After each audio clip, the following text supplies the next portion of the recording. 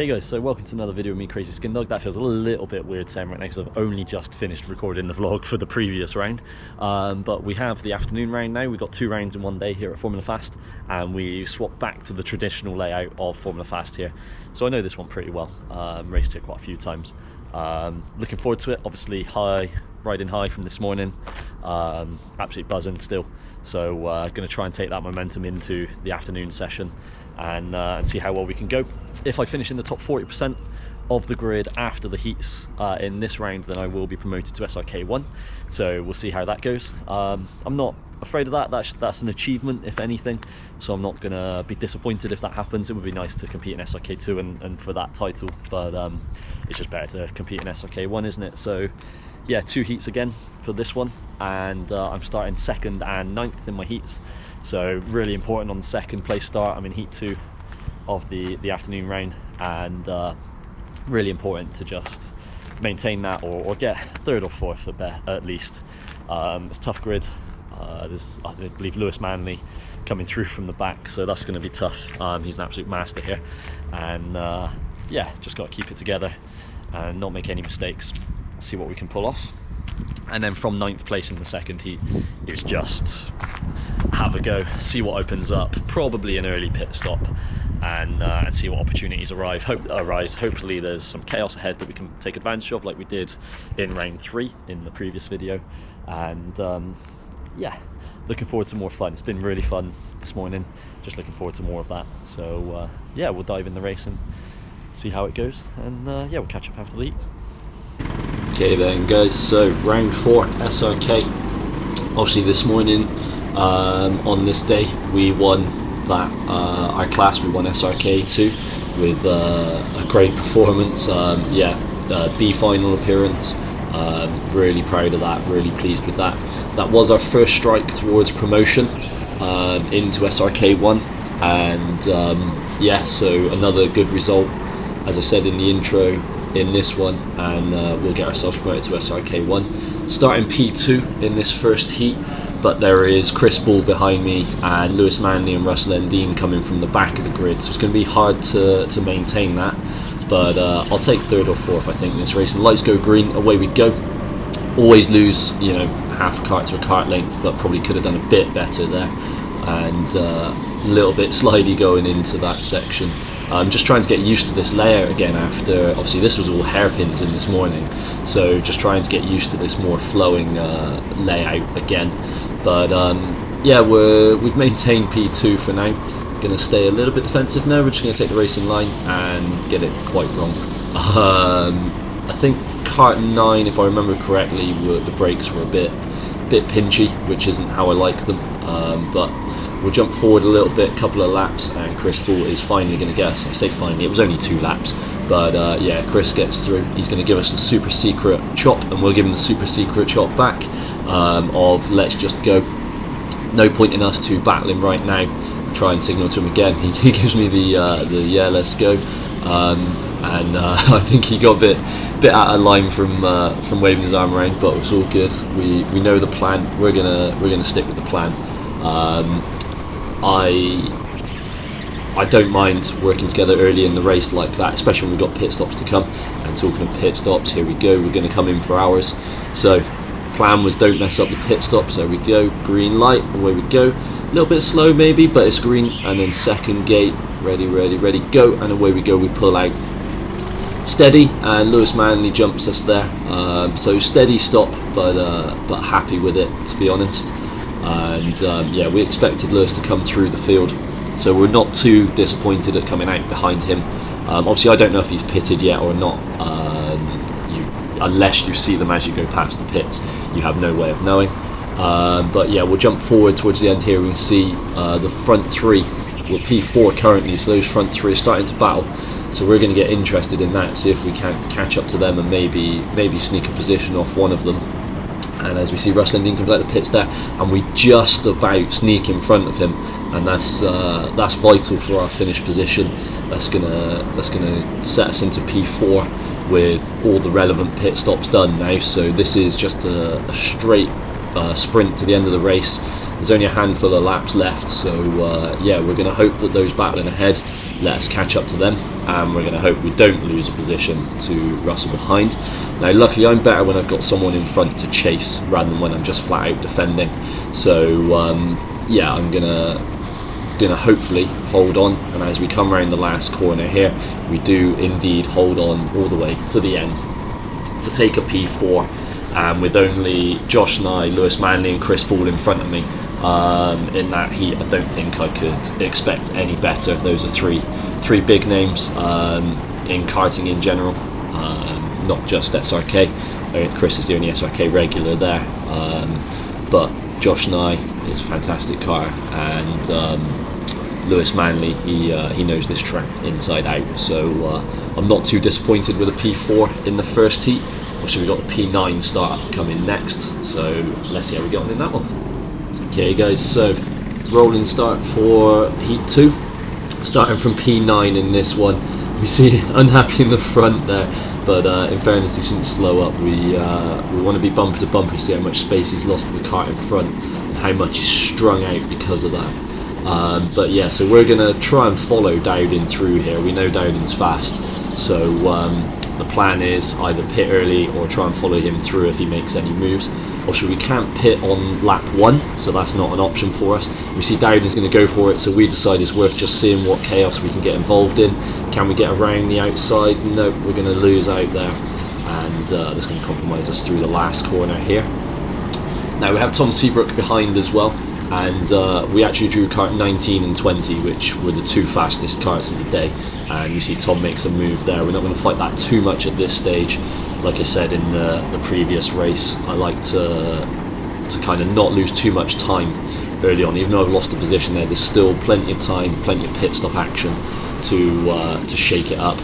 And if Tom doesn't go into the pits here, then we're going in, and we see he doesn't go in, so we're gonna dive into the pits nice and early, get some clean air. So gate 1, green light, away we go. Pull up for gate 2, green light, away we go, and we pull out, and obviously we're into clean air because nobody else is pitted and everybody is miles away.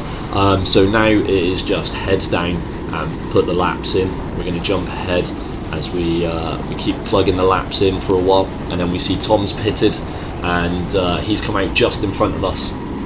So now we resume that little battle, but we're going to work together here for a bit. We'll leave it until the last few laps to have our little kind of ding dong, but yeah, we're gonna see what we can get here. Obviously if I'm faster than him, then we'll make that move, but we don't want to lose too much time because obviously we've both pitted really early, so this is a key phase of the race for both of us where we've got clean air in front, fast karts. We just need to keep going, and like I said, I'm faster when I'm chasing someone than when I'm the one in front. So I'm fine with this arrangement at the moment. Obviously we're going to try and overtake him later on, but for the majority of the race you can see just how close we were. We're kind of just jumping through the laps here, because this went on all race. We were just like within a car and a half length, and I'd catch up for a lap, then I'd lose out a little bit, and it was just very nip and tuck. We see Tom looking over his shoulder there, and yeah, as I get that corner right and just kind of straight back on his bumper, and thinking about what options that might give us going into the last few laps, which we're going to jump ahead to now. So I think there's only 2 or 3 laps at this point left. So now we're starting to think, right, can we make a move? We're still right on his tail. We've literally stayed on his tail. We see somebody pits there, and that's a position for us. So yeah, we've just been nip and tuck like this the whole race. It was a fantastic race. I really enjoyed it. Unfortunately, just not too much happened in the laps, despite us being this close the whole way. But we're starting to think now, right, we're gaining. We have a little look. No, we're going to stick with it and see what he does. Try and line him up for the next lap. See if he's wary of us, or if we're going to be able to kind of surprise him, as it were. And yeah, this was a real exciting race. It just doesn't translate too well into being commentated on YouTube, unfortunately, because it was just so tight, so nip and tuck. And as we see again, we've got great drive out of that corner. We are literally pushing him around that corner. So we're going to go for it. We're going to have a look. We're going to have a look, but we're not going to send it. He braked just a little bit too late for us to send it up the inside. If he'd have braked earlier, we'd have just kept going on up the inside, but he held the brakes late, and we didn't want to do anything stupid and get a penalty or anything. So we stay where we were, and now coming up to, I believe this is the last lap, and we're much further back after that failed attempt. That may have been our last opportunity, unless Tom messes up his braking here and we can get something done. We do catch up quite a bit though. That was a theme of the race, was just catching up in the second sector, but not enough to make a move. And there is the checkered flag, and that was actually a P5 in that heat. After starting P9, I will take a P5 all day long. It was only SRK1 drivers ahead of me from my memory, and yeah, so I will take that. And it actually turned out that finish put me and George tied on points in the standings, and we were 24th and 25th place, and the cut-off for promotion to SRK1 was 24th place, so it came down to our fastest laps, and in that race I beat George's fastest lap by 300ths of a second, so I am therefore promoted into the SRK1 class by 300ths of a second.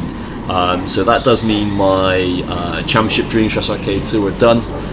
They're out the window, they're not happening, but I do now get to race in SRK1, which means this final coming up is just a bit of fun. Obviously there's no trophy on the line. I would have been sat P2 in SRK2 and battling for a podium in that class. However, I'm not in that class anymore, so it's straight on into the final, and those SRK1 vibes. Let's do it. Okay guys, so the final, and yeah, we start in P4 in the C final. This is, we've got kart 9 again, which obviously I wasn't happy with in my first heat, but let's see how we go. It's all tight at the start as you'd expect, but all clean and fair at the moment, nice and tidy. We're losing out a little bit to Sam Shaw ahead, and yeah, so let's see what's going to open up. But we gain again in the hairpin narrow. I was good in that hairpin all day, I feel. I was catching a lot of people up in that point, and yeah, Sam Shaw giving me the let's go, so we'll respect that and see where we can go. As we see Ben goes to make a move up the inside of Matt there, and Sam tries to capitalise but can't quite. And then I can't also get the power down to get up the inside of Sam, so we stay where we were, and Ben's taking the lead up front.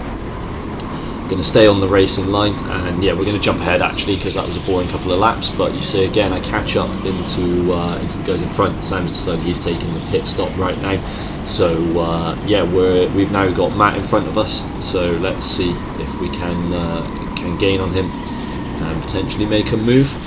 But it's always tough on this track. It's very tight, very twisty, and you've got to be quite a bit faster than the other person to make a move, so we're probably looking at our pit stops to try and make any gains. Going into the hairpin there, as you see again, I catch up quite a bit, as was the theme of the race and the day really. But yeah, it's settling for a nice tasty finish, I think. So we'll jump ahead a bit more, because this just maintained for a while, and once again I started to catch up, but then I actually overshoot it, and so I decided I'm going to pit now. I'm trying too hard and losing time, so let's get in the pits, let's reset. Green light, away we go, nice. And then second gate stop, wait for that green light, away we go, nice. And yeah, nice and steady. You see Sam Shaw's pulled a bit of a gap on us there compared to where we were at the start, and we've taken a defensive line, so I'm not sure if there's somebody behind me that I didn't see on the camera there, but we'll see if we can hold them off for this lap and settle back in and just start setting some lap times and just going. Clear track ahead for now, so it's just head down, yeah, not defending now, so I'm guessing either I thought somebody was there that weren't, or I managed to put a little bit of a gap on them.